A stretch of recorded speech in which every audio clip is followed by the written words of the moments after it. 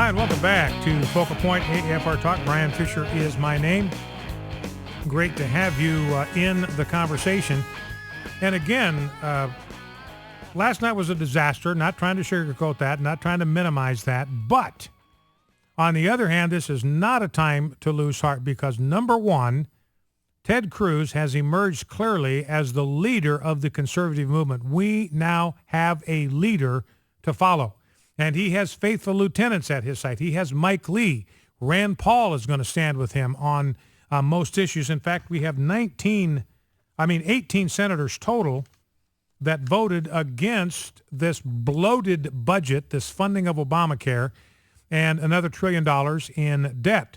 Ted Cruz obviously voted against it. Marco Rubio from Florida voted against it. Rand Paul voted against it. Chuck Grassley from Iowa voted against it. Dean Heller from Nevada.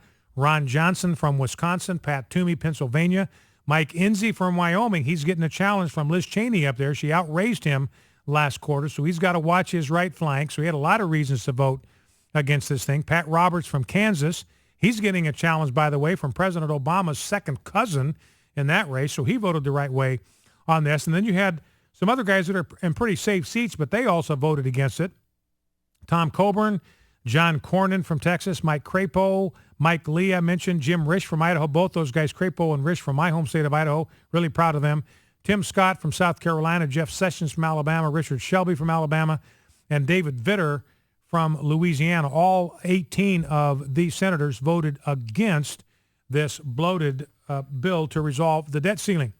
So the good news is you've got, and you had 144 Republicans in the House of Representatives voted against this thing. So you add that up, that's 162 congressmen who did not bow the knee to bail. So we've got a leader, we've got a general, Ted Cruz. We have 160 lieutenants in Congress, and we have an infantry of millions of patriotic Americans all across the fruited plain. That's you and me. So this is a huge silver lining to come out of this, because realize if it wasn't for this debt ceiling, that was the occasion for Ted Cruz to emerge. There's no debt ceiling showdown. If there's no continuing resolution showdown, then Ted Cruz doesn't emerge. And he was the one that single-handedly led the effort to defund Obamacare through the continuing resolution. And we're going to play a soundbite here in a bit from Chuck Schumer saying, look, the Tea Party's peaked. It's all over. They lost. This was a horrible defeat for them. It's all over for them. Time for them to accept reality and move on. And I want to ask you what you think. Do you think that the Tea Party's dead? Do you think we're finished? Do you think it's time to give up the ghost, to throw in the towel, to run up the white flag of surrender? And here is the other thing, and I say no, because we got Ted Cruz and we got 162 in Congress who have not bowed the knee to bail. So we've got something to work with here. And the other thing is Obamacare. I mean, Obamacare, this thing is the biggest disaster that you can possibly imagine. There is now nobody that is defending the rollout of Obamacare. No, the Democrats aren't defending the rollout of Obamacare. I've got a piece here by a blogger for the Daily Kos or the Daily Kos. This is a far left website. This is winger left. It's so far left he'd fall off the earth if it was flat. That's how far left these guys are. And he used profanity all the way through that thing. What kind of reform is this? Only he didn't say what kind of reform. He said, what the kind of reform is this? Because his insurance premiums under Obamacare almost doubled for him and for his wife.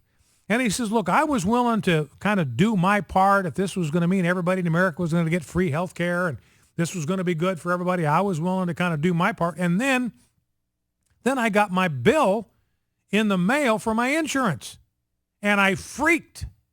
And he said, I'm not gonna renew my insurance. I am not gonna pay these premiums. These are outrageous, and I am not gonna pay the penalty.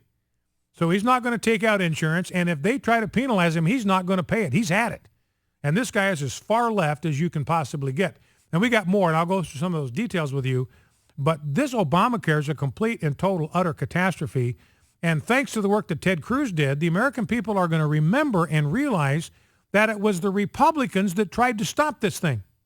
It's the Republicans that tried to defund this thing. None of that would have happened. That effort to defund it, to stop it in its tracks, none of that would have happened apart from Ted Cruz. Now, I want to be sure you understand that I'm absolutely aware that Ted Cruz is going to disappoint us. He's a human being. Everybody is going to disappoint us at some point. So don't misunderstand me. I don't want you to make out like I'm treating him as some kind of messiah or some kind of divine figure. I'm not. He's going to make mistakes. He's going to let us down. He's going to disappointment. Get over it. Get used to it. Nobody's perfect. But at least he stepped up and he's provided some leadership. There's another terrible thing. Number to call, by the way, if you want to weigh in on this conversation, is the conservative movement done? Are we finished? Is the Tea Party over? Was this such a catastrophic loss that there's no reason to keep going? What do you think? 888-589-8840, 888-589-8840, number to call. I want you to weigh in on that. Do you think it's all over for the Tea Party? Is it all over for the grassroots?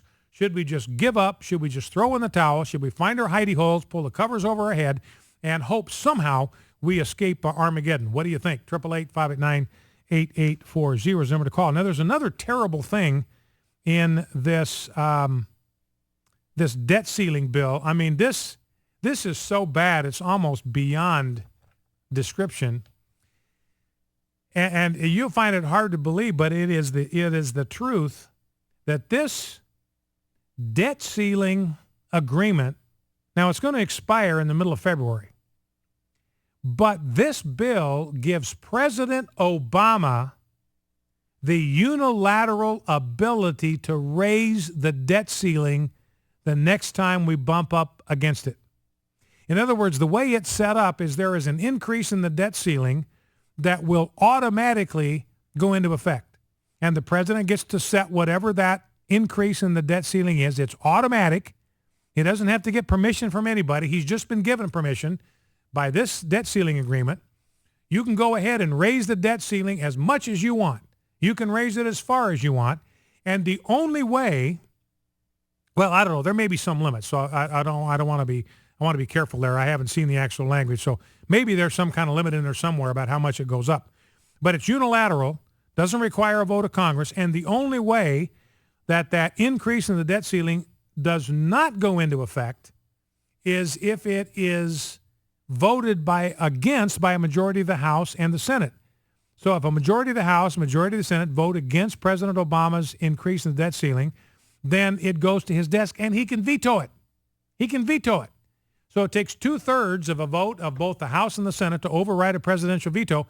That means that President Obama, unless 2/3 of the House and 2/3 of the Senate override his veto, he unilaterally will be able to increase the debt ceiling. Won't have to ask permission from anybody. That's what Mitch McConnell and John Boehner have done to us here, ladies and gentlemen, for the price of a dam and for the price of the gavel. Mitch McConnell's price was a $3 billion dam in Kentucky. John Boehner's price was a promise he'd be able to keep the speaker's gavel. They sold us out, betrayed conservative principle, and gave. And what's happened here is the power of the purse realized. This is the most alarming thing about it. The power of the purse has been taken away from the House of Representatives, where the Constitution places it, and it has been given to President Obama. So the Constitution has been violated here by Mitch McConnell and by John Boehner. They do not have the power to give that authority away because we, the people, did not give it to them to give away. We gave it to them to use, not to give it away to President Obama. But anyway, now all that's bad news. Don't misunderstand me. You can tell I'm pretty agitated. This is bad news. But we've got a general, we have lieutenants, we have boots on the ground, and we've got a winner of an issue, and that is the absolute epic, catastrophic failure of Obamacare. Well, let's go to the phones, 888-589-8840. Let's start with Dennis, Jackson, Mississippi. Dennis, welcome. What's on your mind? Thanks for taking my call. I appreciate it, Brian. Yes, sir. Well, I was highly disappointed in our Mississippi senators. And yeah, both Roger Wicker and Thad Cochran in Mississippi voted to increase the debt, to increase federal spending, and to fund Obamacare.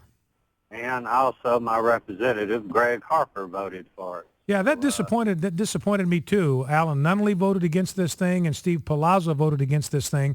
So the only two members of the House of Representatives from Mississippi that voted for it were Greg Harper and the Democrat, Benny Thompson. Anyway, go ahead. Yeah. But I wanted to remind folks, too, we've still got some scandals going on. We've got the IRS, which is very important because they're going to be enforcing this Obamacare. We've got Benghazi, we've got Fast and Furious, we've got the NSA. And matter of fact, I called all three of them this morning, wanted to know what was going on with that. And I wanted to know why some special committees weren't being appointed to resolve these things. So I just wanted to remind people, they need to get on the phones and burn them up about these scandals, too. Yeah. And the Tea Party is far from dead. My feet's still here. All right, great, So, Dennis. I think we need to keep going. Well, listen, I appreciate it. And we'll have another opportunity, by the way. President Obama is going to try to push amnesty through, just like George Bush did in 2000 and John McCain did in 2007. So we're going to have an opportunity to weigh in immediately because he's going to push amnesty as hard as he can. All right, thanks, Dennis. Good call. Let's go to Rodney, Camden, Arkansas. Rodney, welcome. What's on your mind? Rodney, are you with me? Yes, sir. Yeah, go right ahead. I think the Tea Party, they've done counted us out so many times it ain't even funny. And I really think the Tea Party's going to even make a stronger push now. And I was wondering also, I'd like to hear your comments about the Obama care was made in the Senate and then went to the House, and then this last thing went through. It was made in the Senate and went to the House and to the president's desk. And I was thinking that all budgetary bills had to be started in the House and then go to the Senate. And I'll just listen on the radio. All right, Rodney, thank you for that. Yeah, and we went over this before that that this debt ceiling bill is unconstitutional because it started in the Senate. Obamacare is unconstitutional because it started in the Senate. And listen to this. This is Article 1, Section 7 from the Constitution. All bills for raising revenue shall originate in the House of Representatives. Now, it's the Senate may propose or concur, but all bills for raising revenue shall originate in the House of Representatives. This bill did not originate in the House. It is flatly unconstitutional. Back in 2.